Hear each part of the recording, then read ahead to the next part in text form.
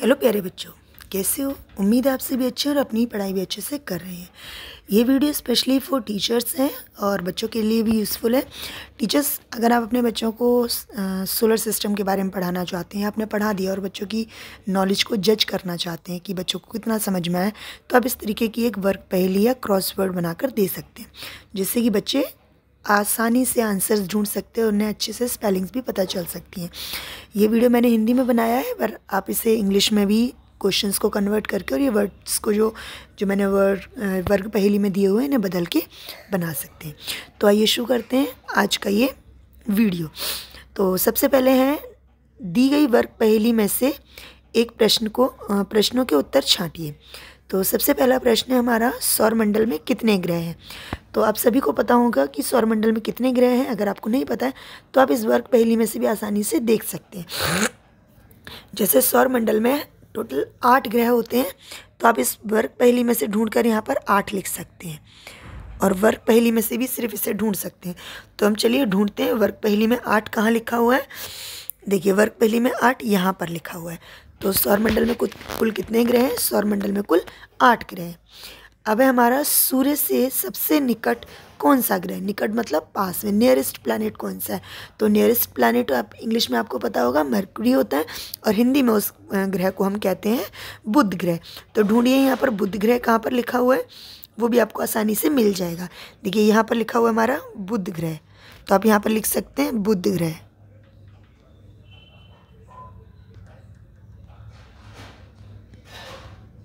ठीक है। अगला प्रश्न है हमारा, भोर का तारा किस ग्रह को कहा जाता है?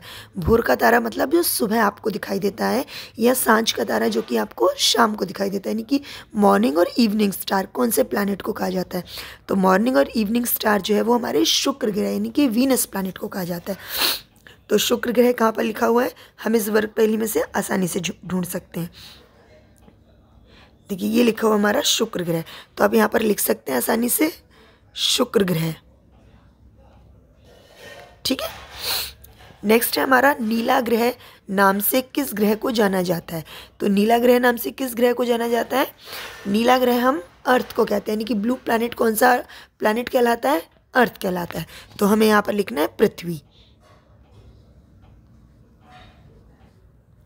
और पृथ्वी आप यहाँ पर ढूंढ भी सकते हैं कहाँ पर लिखा हुआ। देखिए, ये लिखा हुआ हमारा पृथ्वी। तो नेक्स्ट है, लाल ग्रह किस ग्रह को कहा जाता है? यानी कि रेड प्लैनेट के नाम से कौन सा प्लैनेट हम आइडेंटिफाई करते हैं? रेड प्लैनेट के नाम से हम मंगल ग्रह यानी कि मार्स प्लैनेट को आइडेंटिफाई करते हैं। तो इसमें से ढूंढो, सबसे पहले वर्ग पहेली में से मंगल ग्रह कहाँ लिखा हुआ है?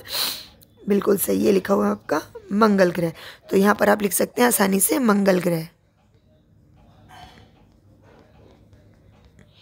ठीक है। नेक्स्ट है, सौरमंडल का सबसे बड़ा तारा कौन सा है?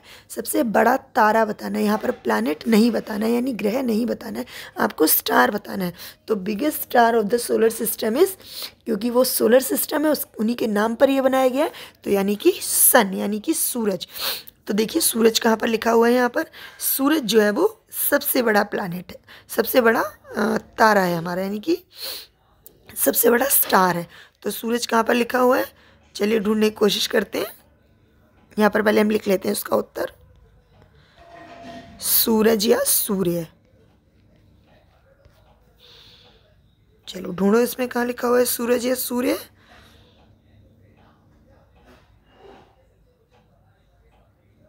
कहीं तो लिखा है ना। चलिए देखते हैं सूरज कहाँ लिखा हुआ है।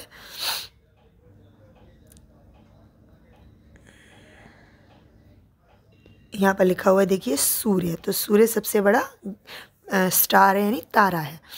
चंद्रयान 2 अभियान में चांद पर उतरने वाले रोवर का क्या नाम है? तो आप लोगों ने सुना होगा ना उन रोवर्स के नाम, प्रज्ञान, विक्रम। तो कौन सा रोवर उतरा था? बिल्कुल सही, प्रज्ञान नाम का रोवर जो था वो चंद्रमा पर उतरा था। तो प्रज्ञान ढूंढिए कहाँ पर लिखा हुआ है? ये लिखा हुआ है आपका प्रज्ञान। तो अब यहाँ आराम से लिख सकते हैं प्रज्ञान।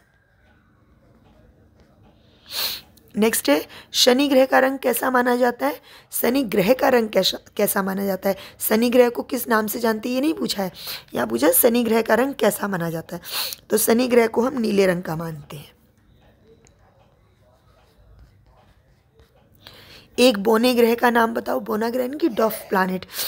पहले सोलर सिस्टम में 9 प्लैनेट्स हुआ करते थे, बट जो 9th प्लैनेट है प्लूटो, उसे अब हम डॉफ प्लैनेट कहते हैं।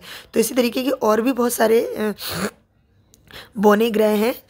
तो यहाँ पर आप कोई सा भी फाइंड आउट कर सकते हैं, जैसे एरिस है, सीरस है और प्लूटो है। आप इनमें से कोई भी लिख सकते हैं। अब है सौर मंडल का सबसे बड़ा ग्रह कौन सा है। तो सबसे बड़ा ग्रह कौन सा ग्रह कहलाता है, वो होता है हमारा बृहस्पति ग्रह। तो आप इसमें से ढूंढ सकते हैं उस ग्रह का नाम भी, जो है बृहस्पति ग्रह। तो फाइंड आउट करने की कोशिश करिए बृहस्पति ग्रह कहाँ पर लिखा हुआ है। देखते हैं कहाँ पर है बृहस्पति ग्रह। देखिए सबसे ऊपर ही लिखा हुआ है बृहस्पति ग्रह। तो आप यहाँ से लिख सकते हैं। तो इस तरीके से टीचर्स भी बच्चों की नॉलेज को चेक कर सकते हैं और बच्चे भी इस तरीके की वर्कशीट्स करके अपने जो नॉलेज है उसको एनहेंस कर सकते हैं। तो उम्मीद है आपको ये वीडियो अच्छा लगा हो। अगर अच्छा लगा हो तो इसे लाइक करना, शेयर करना अपने दोस्तों के साथ, और हमें सब्सक्राइब करिए ताकि आप और भी यूज़फुल वीडियो देख सकें। और आज नया साल है तो सभी को नववर्ष की हार्दिक शुभकामनाएं। Happy new year to all. धन्यवाद।